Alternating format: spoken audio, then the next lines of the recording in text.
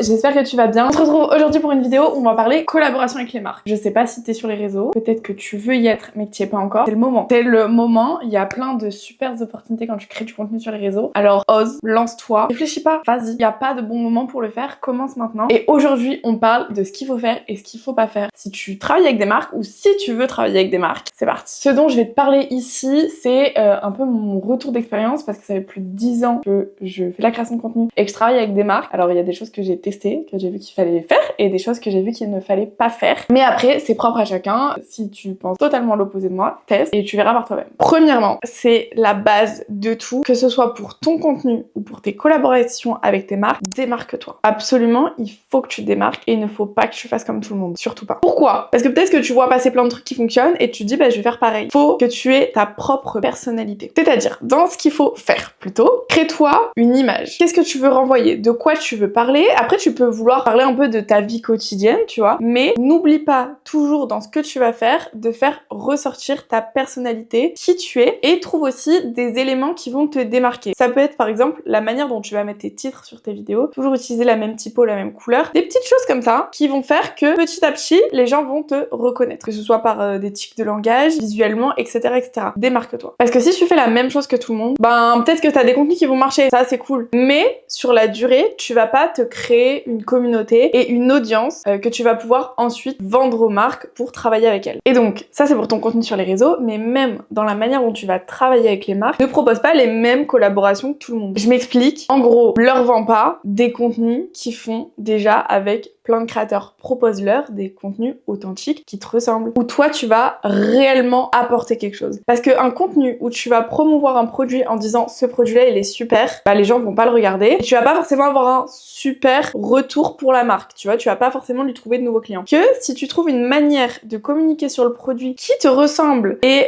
qui est vraiment propre à toi, là ça va avoir beaucoup plus d'impact. Si en même temps dans ton contenu tu apportes de la valeur, tu apprends quelque chose au consommateur, là le message il va passer beaucoup plus simplement. Ensuite, deuxième point ultra important, ne pars pas dans tous les sens. C'est-à-dire, deviens plutôt expert d'un ou deux domaines, mais ne te disperse pas. Je vais imager pour que tu comprennes. Par exemple, toi, t'aimes bien parler de vie quotidienne, un peu food, des choses comme ça, tu vois. Mais si une marque te propose une collaboration pour parler de voiture, si c'est pas du tout quelque chose qui te ressemble, ça sert à rien, tu vois, ça n'a pas d'intérêt. Donc voilà, essaye de ne pas te disperser et deviens plutôt expert d'un domaine. Par exemple, aussi, tu fais de l'UGC. Il y a beaucoup de plus en plus de monde qui se met dans l'UGC. N'essaye pas de te mettre sur tous les domaines. Si par exemple tu t'aimes bien la skincare, tu veux te spécialiser, spécialise-toi exclusivement dans tout ce qui est skincare, soins de soi et soins de la peau. Mais ne pars pas dans tous les sens à faire de la skincare, de la food, de l'automobile, bref tu vois. Essaye de vraiment te spécialiser sur le domaine qui te fait kiffer. On reste dans la même idée, mais travaille avec des marques alignées à tes valeurs. Ça, je le vois de plus en plus. Et je vais m'expliquer, mais les gens qui font ça, vous perdez tellement de valeur, d'argent, pas de valeur en tant que personne. Vous allez comprendre. Des fois, je vois des gens travailler. Un jour, ils vont promouvoir une marque hyper clean, tu vois, hyper petite structure, marque engagée, qui a des valeurs ultra écologiques, etc.,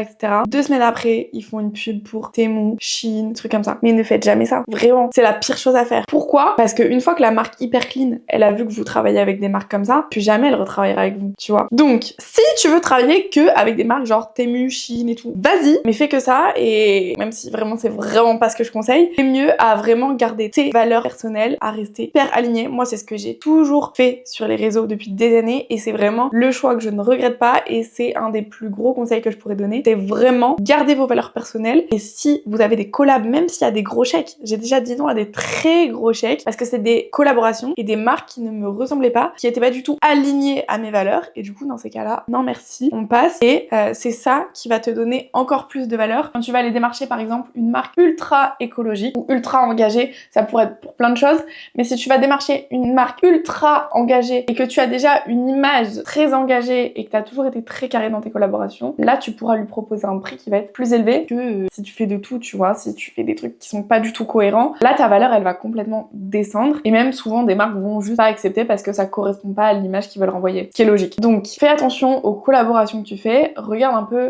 l'image que renvoie la marque, les valeurs de la marque et fais attention que ce soit soit aligné à toi. Peut-être sur le moment, ça va t'embêter de dire non à un chèque, mais crois-moi que par la suite, tu seras gagnant. Dans la même idée, du coup, ton prix, c'est ton prix. Ne te brade pas. Alors, oui, au début, forcément, on fait des plus petits prix, histoire d'avoir ses premières collaborations et tout ça, tu vois, ses premières collabs, c'est trop bien et tout. Mais au fur et à mesure, ton prix va forcément évoluer et ne te brade pas. Si ton prix c'est 100 € et qu'une marque te demande 20 €, no way. Vraiment, sans façon. Sans façon. Donc voilà, si tu sais que t'as cette valeur-là, ne te brade pas. Après, oui, tu peux, par exemple, si une marque, elle veut un pack de 3 vidéos, que tu factures 100 € la vidéo, tu peux lui proposer 250 €, tu vois. Des choses comme ça, ok. Mais de là à dire, j'ai 20 € de budget, alors que de base, ton prix c'est 100 €, non, non. Parce qu'après, pareil, encore une fois que la marque, elle t'aura payé 20 €, pourquoi elle te payerait 100, tu vois, si la fois d'après, vous retravaillez ensemble? Non, non, non, non. Ton prix, c'est ton prix. Ne te brade pas. Et sans toi, légitime de demander ce prix-là. Si on te dit non, tant pis pour eux, c'est pas grave. Il y a quelqu'un d'autre qui payera ton prix. Un conseil que je peux te donner aussi si tu te lances, ou même si tu te lances pas, dans tous les cas, fais-toi un portfolio. C'est-à-dire, en gros, des exemples de tout ce que t'as déjà fait. Donc, si ça fait déjà longtemps que tu fais ça, mets-le à jour régulièrement pour montrer ce que t'as déjà fait pour les marques. Et si tu te lances, fais-toi un portfolio fictif. Tu te fais des fausses vidéos. Non, mais montre, par exemple, les vidéos que tu crées déjà pour tes réseaux. Et après, tu peux mettre en avant des marques, par exemple, que tu veux développer dans la skincare, tu vois. Bah, tu peux te filmer une routine skincare où tu vas mettre pas forcément une marque plus qu'une autre en avant vu que t'es en collaboration avec personne. Mais ça va permettre aux marques de cosmétiques que tu vas démarcher de voir un peu le travail que tu pourrais leur proposer. Donc, fais-toi un portfolio, mets un maximum de choses dedans. Si tu veux une vidéo dédiée à comment faire un bon portfolio, n'hésite pas à me dire ça en commentaire, je te ferai ça. Mais l'idée, c'est de vraiment montrer ce que tu peux faire, montrer ce que tu peux leur proposer, leur apporter et en quoi tu te démarques. Ensuite, ne jamais te baser sur la confiance en mode oui, la marque elle m'a dit qu'on bossait comme ça, on a fait un petit échange, c'est bon. Toujours contractualiser. C'est-à-dire, donc déjà si vous avez un échange oral, ça vraiment, si vous voulez comprendre là pourquoi j'ai ce retour d'expérience, allez voir mon dernier épisode de podcast où je vous explique comment j'ai perdu 10 000 €. Vous comprendrez qu'il faut contractualiser absolument tout. Mais si vous avez un échange oral, faites un retour écrit. Par exemple, vous avez un rendez-vous client, il vous dit je te valide le pack de 10 vidéos à tel prix, etc., etc. Il me le faut pour telle date et tout. Ok, le rendez-vous est fini, tu lui fais un mail, tu lui dis suite à notre rendez-vous, on a bien validé ensemble le pack de 10 vidéos pour un montant de autant, vous mettez en avant tel produit à telle date, patati patata. Tu lui fais un retour de mail et il faut qu'il te réponde oui, non, etc., etc. Comme ça, t'as une preuve écrite de ce qui s'est dit. Parce que par l'oral, t'as zéro preuve. Deuxièmement, une fois qu'il te valide, tu fais un devis et un contrat. Ça peut faire peur, ne panique pas, mais il faut absolument que t'aies un document. Donc si tu commences, fais des devis simplement, t'es pas obligé de faire des contrats, tes premières collabs, tu le feras par la suite, mais il faut absolument que tu fasses un devis, donc avec le montant que la personne va payer à la fin, qui détaille un maximum de la prestation que tu vas donner au client, et il faut du coup que donc tu mettes tes modalités de paiement, donc en gros à partir du moment où tu envoies la facture, combien de temps a le client pour payer, et il faut que ce devis, le client le signe, sinon il a aucune valeur. Et en fait une fois que le devis est signé et que toi t'as fait ton travail, il est obligé de payer le client. Bah je lui envoie la facture, il est obligé de payer. Pareil, si tu veux une vidéo où vraiment je te parle un peu de ces modalités là, un peu plus administratives, tu me dis, on en reparle, vraiment y a pas de souci, mais je vais pas tout développer ici sinon ça va être très très long. Donc voilà, ne te base pas sur la confiance, fais des écrits et fais des contrats, des devis. De même, sur tes devis, etc., pense à mettre par exemple le nombre de retouches. En gros, tu vas lui fournir une vidéo au client, il peut dire ah je voudrais que tu modifies ça, je voudrais que tu modifies ça, si ça. Donc c'est bien, il y a des clients qui vont pas te demander de retouches, il y a des clients qui vont te demander une ou deux retouches, ça va, et t'as des clients qui vont prendre la confiance et qui vont t'en demander 15, tu vois, et qui vont te faire changer 15 fois le truc que t'as fait et tout. Si c'est ça, t'es pas sorti de l'auberge. Donc tu mets dans tes modalités du devis, par exemple, qu'on prend 2 retouches supplémentaires égale X euros. Voilà, comme ça, il le sait et il va pas en abuser. Pareil, valide avec son client les délais. Est-ce que c'est quelque chose qu'il a besoin pour dans 2 jours ou si c'est quelque chose qu'il a besoin dans 15 jours? Bref, vois avec lui à quelle date il les a besoin et aussi, s'il a besoin des retouches, dis-lui, moi, il y a un délai de autant de jours ou autant d'heures ou j'en sais rien pour faire les modifications. Pareil, quand tu lui envoies les vidéos, quand tu fais tes vidéos, je te conseille pour te protéger, avant qu'il te la valide complètement, mets ton filigrane. Donc c'est-à-dire mets ton nom en gros sur la vidéo, en très transparent. Hein. Mais comme ça, la vidéo, tant qu'il te l'a pas validée, il peut pas l'utiliser. Il aura la version finale une fois que tout aura été validé. Et pareil, pour la version finale qui te valide les contenus, ne fais pas une validation au téléphone, parce que peut-être qu'un jour sinon il te dira je les ai jamais validés les contenus, donc je ne te paye pas. Non, tu lui demandes un retour écrit. Bah après généralement ils le font d'eux-mêmes, hein. Mais c'est genre vraiment je te donne les petits trucs pour être sûr que tu te fasses pas douiller. Mais par exemple tu lui rends les contenus vidéo, tu fais en sorte que bah il te réponde par mail, c'est validé pour moi. Ok, à partir de là tu peux envoyer la facture et y a pas de raison qu'il te paye pas, tu vois. Donc voilà. Toujours un peu dans la même idée, pense à travailler tes relations avec la marque. Ça peut paraître bête, mais en gros, ne bâcle pas le truc en mode c'est bien, on a bossé ensemble, ciao. Non, franchement, c'est hyper cool de bosser ses relations avec les marques. Et même moi, je trouve que c'est même pas j'appelle même pas ça bosser, c'est vraiment genre un plaisir de savoir avec qui tu travailles. Genre vraiment d'en apprendre plus plus sur les gens. Moi, après, dès que je travaille avec quelqu'un de nouveau, je vais le suivre sur LinkedIn. Comme ça, je vois un peu plus ce qu'il fait quand tu mets des posts. Même lui voit un peu ce que je fais, etc., etc. Ça permet de créer une relation. Et le jour où tu veux bosser avec la marque, et bah t'as déjà le contact, tu vois, où tu veux rebosser avec la marque. T'as déjà le contact. Si la collab elle s'est bien passée et qu'en plus tu t'entends bien avec les personnes derrière, bah y a pas de raison qu'il puisse pas y avoir d'autres collaborations par la suite, tu vois. Et ça, je le dis pour les collabs avec les marques, mais c'est pour tout dans le monde professionnel. Travaille tes relations, ça peut t'ouvrir plein d'opportunités. Et pour finir un peu dans cet aspect relationnel, sois flexible pour la marque, mais ne sois pas non plus à sa merci. C'est-à-dire, des fois il peut y avoir des marques qui vont avoir un délai hyper serré, en mode il leur faut le contenu pour dans 2 jours. Si c'est pas possible pour toi, tu leur dis moi c'est pas possible pour dans 2 jours, mais c'est possible pour dans 3. Est-ce que ça vous va? Pareil, il y a des marques qui peuvent te faire des feedbacks à 23h et te le demander pour le lendemain 9h. Et on reste des humains. Donc des fois on dort, des fois on a une vie.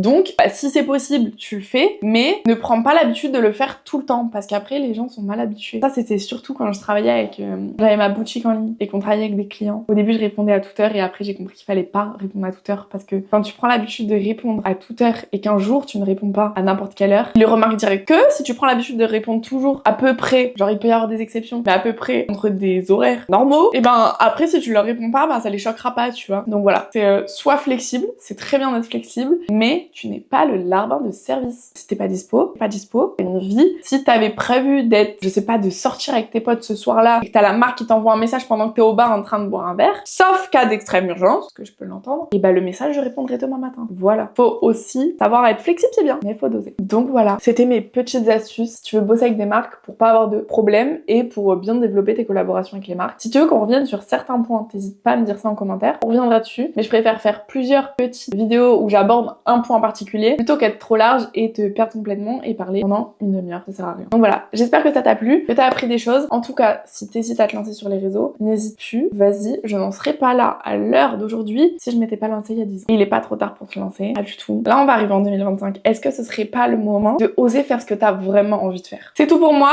Si tu veux voir un peu plus de mon quotidien, de ce qui se passe dans ma vie, n'hésite pas à me rejoindre sur tous mes autres réseaux, sur LinkedIn, bref, où tu veux, je suis partout en fait. Je spamme tout le monde. Donc voilà, je te souhaite de bonnes fêtes de fin d'année, une très bonne année 2025 à toi, mais on va y revenir d'ici là. De toute façon, ouais, on se voit 2 fois par semaine minimum ici sur YouTube. Donc on aura le temps d'en reparler. Je te souhaite une bonne fin de journée et on se revoit très bientôt. Bisous!